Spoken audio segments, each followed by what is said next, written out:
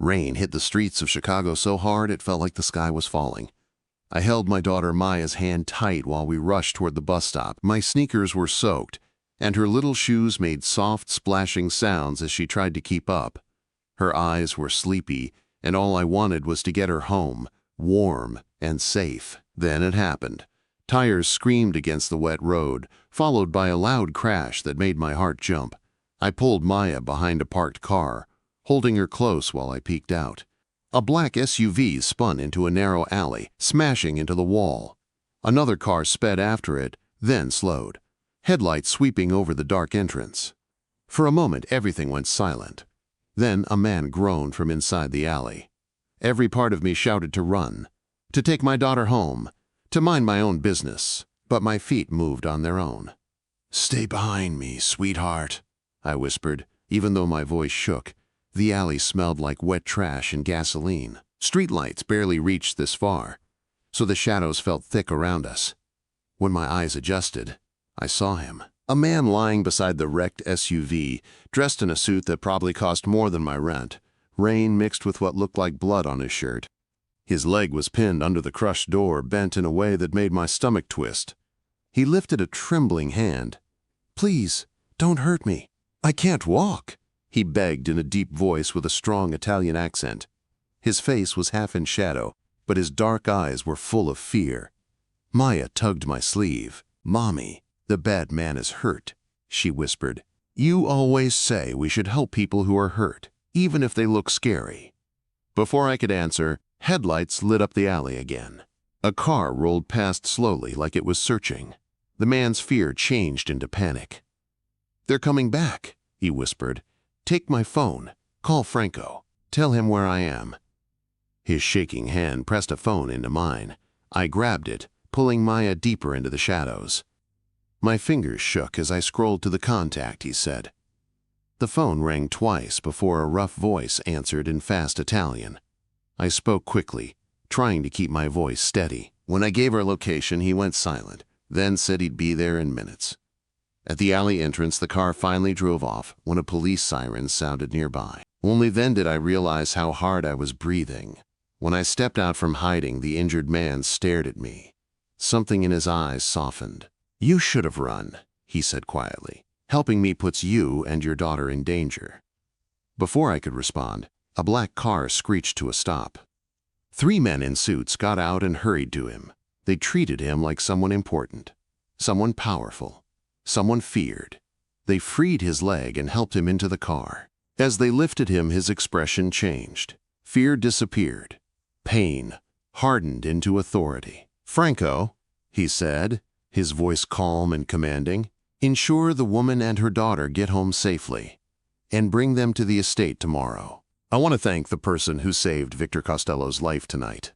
My heart dropped. I knew that name. Everyone in Chicago did. Victor Costello, the Mafia boss newspapers warned about. And somehow, I had just saved him. Franco walked toward me, his face unreadable. "Please come with us. Mr. Costello insists you get home without trouble." Everything inside me screamed no, but the dark streets felt unsafe now, and Maya leaned against me with tired eyes. I nodded, and he guided us into another car. I barely slept that night. The next morning, my phone rang. Franco again. "Men were seen watching your apartment. Mr. Costello insists you come to the estate at once for your protection." My hands shook as I packed. This apartment had been my safe place after escaping Maya's father 3 years ago. Leaving it felt like losing something important. Maya clutched her stuffed rabbit the whole ride. When we reached the Costello estate, the sight stunned me. Tall stone walls, iron gates, security cameras, men everywhere. It felt more like a fortress than a home. Victor sat on the veranda in a wheelchair, his leg in a cast. His dark eyes followed us with that same intense look from last night. "The heroes arrive," he said softly. "I don't want thanks," I told him, "and I don't want protection. We helped because it was right." "Your apartment was visited by Donato's men last night," he replied calmly. "The same ones trying to kill me. Whether you like it or not, you're involved now." Before I could speak, Maya stepped forward, fearless as always. "Does your leg hurt?" she asked. "When I fell, my arm hurt for days until Mommy kissed it better." Something changed in Victor's face. The coldness faded into something almost gentle. "It does hurt," he admitted softly, "but I don't think your mother's kiss can fix it." Mrs. Davenport, the housekeeper, appeared and led us inside. Marble floors, priceless art, and guards in every hallway. We were being protected. Or trapped. Later that night, a soft knock came at my door. Victor. Alone. Pale. Exhausted. "Pain medicine never helps as much as they claim," he said. I hesitated, then let him in. For the first time, I saw the man behind the name. The man behind the fear. The man who had been broken long before last night's crash. I didn't know it then, but that night was the beginning of everything that would change my life, and his. Victor sat across from me in the soft light of the room, the cast on his leg propped up slightly, a faint line of pain etched across his face. But there was something else there, too, something I hadn't seen the night before. A man who wasn't used to asking for help. A man who didn't know what to do with the fear he now carried. "Why were those men trying to kill you?" I asked. I needed the truth. Not for me, for Maya. His jaw tightened before he answered. "The Donato family attacked us 6 months ago. My brother died. I was left like this." His hand brushed his cast. "They wanted to break us. They thought a man who cannot walk is a man who cannot lead." His voice stayed calm, but I felt the weight behind each word. I understood that kind of wound, the kind no one sees. "My ex-husband hurt me for years," I said quietly. "When I escaped with Maya, I had to pretend I was strong even when I felt like I was drowning." Victor looked at me with something close to understanding. "Where is he now?" he asked, and there was a dangerous edge to his voice. "In prison," I replied, "but not for long." A silence stretched between us, heavy, honest. When Victor left my room that night, he moved slowly, the wheels of his chair barely making a sound. Before the door shut, I noticed something I hadn't expected. He had draped a blanket over me when I fell asleep in the chair. He cared, or he was trying not to. Days passed with a strange rhythm. Maya played in the garden under the watch of guards. I wandered the hallways feeling lost one minute, and oddly safe the next. And Victor, he kept finding reasons to spend time with us. He would roll into the room with a book for Maya, or join me in the library with a soft question about the story I was reading, or watch us from the veranda, pretending not to smile when Maya brought him flowers she picked herself. One afternoon, while sunlight drifted through the tall windows, Victor approached me with a folder in his lap. His voice was steady, but his eyes were troubled. "I looked into your husband's file," he said. "He's being released next week." The world tilted under my feet. "That can't be," I whispered. "It's too soon." "He wrote a letter," Victor continued. "He plans to find you." I felt sick, gripping the edge of the table to steady myself. Victor reached for my hand, his touch firm and warm. "You're safe here," he vowed. "He will not touch you or Maya." For the first time since arriving, I believed him. That night, unable to sleep, I walked through the quiet halls and stopped at the entrance of the solarium. Moonlight filled the glass room like silver water. And there he was, Victor, sitting in his wheelchair with a book open on his lap, and beside him, Maya, leaning against his wheel with her stuffed rabbit in her arms. He was reading to her. His deep voice was gentle, almost tender. "Read the fox part again," Maya murmured sleepily. So he did. I watched from the doorway, my heart tightening in a way I didn't expect. This was the same man the world feared. The same man newspapers called a monster. Yet here he was, giving my daughter a sense of comfort she hadn't felt in years. When Maya fell asleep, Victor lifted her carefully and noticed me standing there. A hint of embarrassment flashed across his face. "She couldn't sleep," he explained. "She said you sometimes make snacks with her at night." His voice cracked just a little, and something inside me softened. Days turned into weeks. The estate no longer felt like a prison. It felt like a pause in life, a place between danger and hope. But hope never lasts long in a world built on violence. One night, heavy thunder rolled across the sky. Victor sat with me on the terrace, his cane resting at his side. He looked tired, older than before, weighed down by something invisible. "You should leave," he said quietly. "I can get you new identities, a new life, somewhere far from this war." My heart clenched. "Is that what you want?" I whispered. His jaw tightened as he looked away. "What I want doesn't matter," he said. "I won't let you and your daughter be casualties in my world." I stepped closer. "Victor, running doesn't save people. It didn't save me from Jason. I lived in fear for years. I won't do that again. Not for him. Not for anyone." Quote. He stared at me, the emotions he tried so hard to hide flickering through his eyes. "You should fear me," he whispered, "the things I've done. I'm not the hero of this story." Before I could answer, alarms exploded through the mansion. Gunshots, shouts, chaos. Franco burst into the room, bleeding from his shoulder. "Breach! East side!" Donato sent his men. "We need to get to the panic room now." Victor grabbed his gun from the desk and unlocked his wheelchair. "Get Maya!" he shouted. "Nothing happens to her." Nothing. His eyes met mine, fierce and raw. The lion inside him was awake. Franco pulled me toward the hallway, but my heart was already sprinting. Maya, my baby. Then the whole mansion shook with the force of an explosion. Everything spiraled into panic, and all I could think was one thing. Find Maya, no matter what. Smoke filled the hallway as I ran, my lungs burning with every breath. Gunshots echoed through the mansion, and distant shouts mixed with the crackling of something burning. All I could think was Maya, Maya, Maya. Nothing else mattered. I reached her room, dropped to my knees, and looked under the bed. She was there, shaking, holding her stuffed rabbit tight.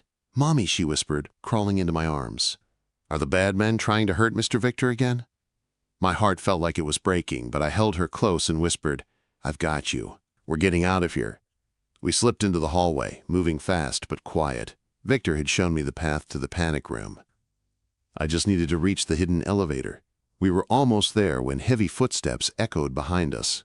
I turned and saw him, a tall man stepping through the smoke, a gun hanging loosely in his hand. His face looked familiar. Donato's son. I had seen him in the study earlier, standing behind his father with cold eyes. "Well," he said with a slow smirk, "looks like Costello's little charity project is trying to run." He lifted the gun toward me. Everything inside me froze. He aimed directly at my chest. Maya whimpered and pressed her face into my hip. I stepped in front of her without thinking. My voice came out rough. "Don't hurt my daughter." Quote. His smirk widened. "Nothing personal. Your deaths just send a message."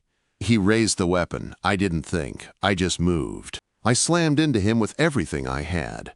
We fell to the floor together, the gun firing into the wall. The sound was deafening. Pain shot through my arm as we hit the ground, but adrenaline pushed me forward. I clawed at his hand, trying to force the gun away. "Run, Maya!" I shouted. She froze in fear. The man shoved me off him and raised the gun again. Then a blast echoed through the hall. The man went still. He dropped forward, eyes wide in shock. Victor sat at the end of the hallway, his arm extended, the gun smoking in his hand. His wheelchair wasn't moving, but his entire body trembled from the force of the shot. "Are you hurt?" he shouted, wheeling himself closer. Before I could answer, he looked past me and froze. "Maya," he whispered. I turned and saw the blood, a small red stain spreading across her nightgown. My heart dropped out of my chest. I grabbed her, screaming for help as Victor yelled for Franco, for anyone close. My hands shook as I pressed them against her wound, trying to stop the bleeding. "Stay with me, baby," I begged. "Stay with me." Maya whimpered, her small fingers clutching my shirt. Victor's face went pale. The strongest man I had ever met looked shattered. "It's my fault," he whispered, barely breathing. "Everything is my fault." The world blurred as guards rushed in and carried her toward the medical wing. Someone screamed for an ambulance. Someone else yelled about securing the grounds. I only heard Maya's name echoing through my head. The next hours were a haze of hospital lights and fear. I paced the waiting room, hands shaking so hard I could barely hold Maya's stuffed rabbit. Victor sat motionless, staring at the floor like the weight of the world was crushing him. She took a bullet because of me," he whispered, voice raw. "My enemies hurt a child. An innocent child." I knelt in front of him, forcing him to look at me. "Listen to me," I said fiercely. "She is alive because you reached us in time. Because you protected us. Because you fought for us." Quote. His eyes looked lost. "But she was shot." "And she survived," I said, gripping his trembling hands. "She survived because of you." We both stood frozen when the doctor finally walked toward us. "She's out of surgery," he said. "The bullet only grazed her side. She will make a full recovery." I broke down crying. Victor turned away, brushing his hand over his eyes. When he looked back, tears still clung to his lashes. "Thank God," he whispered. When we were allowed into her room, Maya lay small and pale in the hospital bed, but alive. Her eyes fluttered open. "Where's Mr. Victor?" she asked weakly. Victor froze in the doorway. For a moment, he looked like he didn't belong here, like he didn't know whether he deserved to come closer. I took Maya's hand and smiled softly. "He's right here, sweetheart." Victor rolled forward slowly, stopping beside her bed. He reached out and held her small hand in his large one. "I'm so sorry," he whispered to her. "I never wanted you to be hurt." Maya blinked at him. "It's okay," she murmured. "You saved me. Mommy said you protected us. That means you're good." Those words broke something inside him. His shoulders shook as he bowed his head over her hand, silent tears falling. Later that morning, while Maya slept, Victor looked at me with new resolve. "My war with the Donados ends today," he said quietly. "No more innocent people will suffer. Not you. Not Maya." Hours later, news broke across Chicago. Explosive evidence had surfaced. Files, accounts, names, videos. Everything tying the Donato family to decades of crimes. Anonymous sources had delivered it all to law enforcement. I knew exactly who did it. Victor Costello had turned on the criminal world he once ruled. He sacrificed his protection, his empire, his power, for us. For the little girl sleeping with a stuffed rabbit beside her. For a second chance he never expected to want. 3 months passed like a quiet sunrise, slow and steady after a long storm. The Costello mansion no longer felt like a fortress. The guards disappeared. The meetings with dangerous men were gone. The walls that once echoed with fear now held something different. Hope. Victor had changed everything. His enemies were gone, swept away when he exposed their crimes. His old life, the dangerous one, ended the day he chose to protect us instead of power. His name still carried weight in Chicago, but now it stood for something new. Something good. Maya healed faster than any of us expected. When she finally ran down the hallway again, bright and full of life, Victor stood watching her with quiet pride, his cane in one hand, a soft smile on his face. His physical therapy had worked. He walked now. Not far, not fast, but on his own. I walked beside him in the solarium one morning, sunlight warming the glass walls. He stood over a large table full of blueprints and architectural sketches, his brow furrowed in concentration. "What are you building?" I asked. He looked up, eyes bright with something I didn't expect. "Joy. A rehabilitation center," he said, "for people with spinal injuries, a place where they can heal. A place I wish I had when I first got hurt." My heart tightened. "And the pediatric wing?" I asked. His smile grew warm. "That was your idea," he said. "Maya inspired it." I set a folder on the table. The foundation board approved the funding. He stopped moving for a moment, just looking at me. "My brother wanted a better legacy for our family," he said softly. "With you and Maya here, I finally understand what he meant." He took my hand. Warm, strong, certain. A gold wedding band gleamed on his finger. The same one he had slipped on my hand a month ago, in a small, private ceremony in the mansion garden.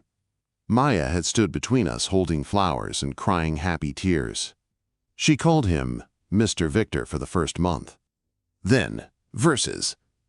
"Now, Daddy!" Maya burst through the doorway, holding a colorful drawing above her head. She jumped into Victor's arms with no hesitation, and he lifted her easily, his strength growing every day. "Look," she said proudly. I drew our family. She handed him the picture. 3 stick figures stood in front of a house, a woman with long hair, a small girl with curls, and a man with a cane, all holding hands beneath a big sun. Victor stared at it like it was worth more than every painting in his mansion. "It's perfect," he said. "Absolutely perfect." He kissed her forehead, and her face lit up like she had swallowed the sun. That night, fireflies drifted over the garden like tiny floating stars. The air was warm and gentle.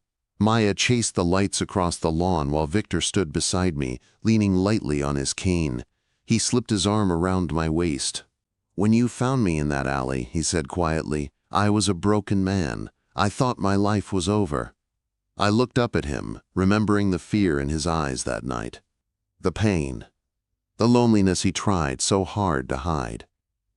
"You weren't broken," I said softly. "You were just waiting for someone to see the good in you again." He brushed my hair back with tender fingers. "You saved me," he whispered. "Not just my life. Everything." I leaned into him, feeling his heartbeat steady and warm against me. "Sometimes," I said, watching Maya spin in the grass with her fireflies, "family isn't something you're born into. It's something you build, one act of kindness at a time."